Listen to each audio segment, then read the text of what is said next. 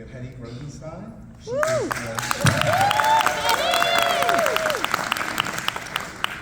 For those that do not know, she is the New Jersey Director of the Communications Workers of America. Next to her is Reverend Dr. Charles Boyer. Reverend Dr. Charles Boyer is a senior pastor at Greater Mount Zion AME Trenton and the executive director at Salvation and Social Justice. Thank you for joining us. And down there is Haylin Choi. Hey, Haylin. She is Communications Workers of America Area Director of Politics, Legislation, and Mobilization, which will be the focus of our panel for today.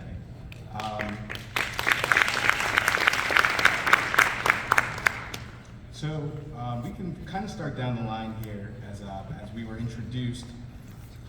What does this election mean to union members in the Garden State? We'll start with you, Heather. What does it mean?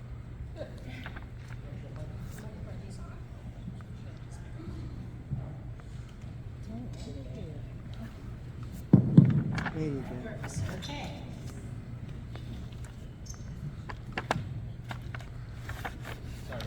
I would just say, what does this election mean to workers? Period. Anywhere. I mean, we could divide people up in a million ways in terms of what does this election, mean to families? What does this election mean to women? We could talk about it. What does it mean to children? But if we just talk about what does this election mean to working people, it almost means everything. Because this election has to do with whether or not we have a country that's really about working people, about the vast majority of those people and the good of those people, or it's about the good of a very, very small percentage of the people and the very, very wealthy and the very, very powerful. So I think it's about everything.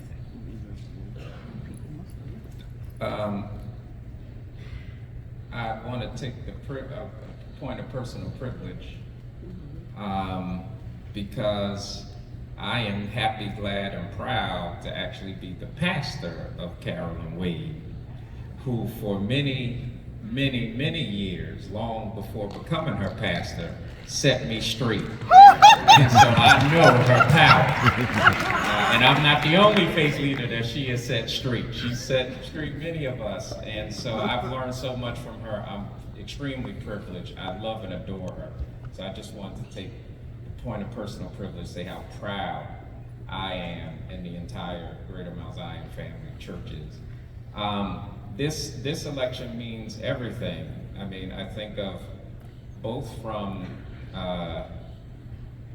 in terms of what it means for the unions that hold workers' rights. As a faith leader, I think about this from the justice aspects of Scripture, which are all about paying fair wages and doing right by folks.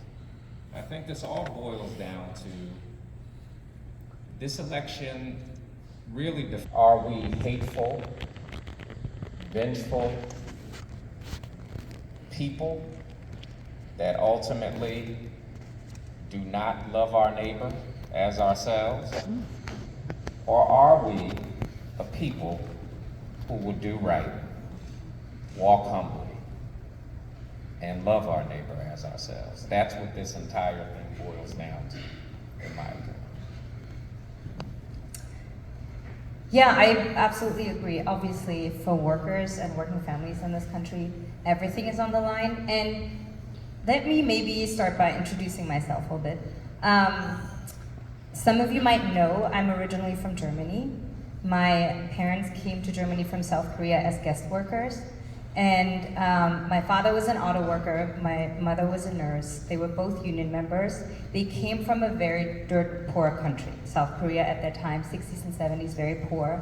And because of the union, they were able to give me and my brother this amazing life in Germany that led me all the way to America, on the stage here in front of you with these distinguished leaders who I look up to.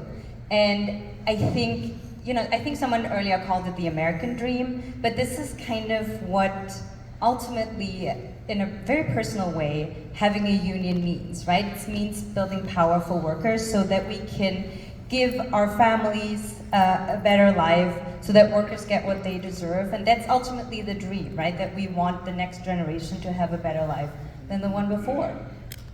And I think if you just boil down to what it would mean if we lose this election, it's going to have real consequences. And I think we take a lot of the rights that we have for granted. And I think this election is a reminder that if we don't bring this over the finishing line, some doors might be closed forever, right? It's going to be irreversible. It's going to be so much harder to, we talked about Janice earlier today, right? It's going to be so much harder to mitigate these effects. And I think I know that we as a union have this mindset, and we understand that we cannot let bad things happen and then say, oh man, we should have done something about it. That's why we talk so much about why this election is important. That's why we keep saying it's the most important election of our lifetimes. And if you hear this cycle after cycle, I think it can be tiring, because how many important elections of our lifetime can there be? But it actually is always right. And so we have to get to a point where we can create more space and build progress. And this administration has done so much.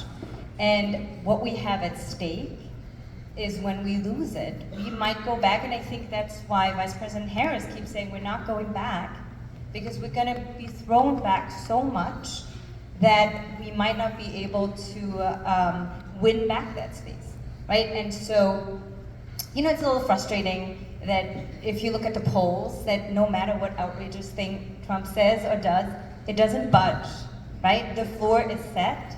And so I've sort of decided for the next 20-something days, the polls are the polls, but I heard the wonderful Stacey Abrams say something, that this election is not going to be won on the margin of error, but on the margin of effort. And I think this tells us it's our effort, right? We are going to only win this election if we all put the work into it. And she said, rather than spreading worries, we have to spread ambition.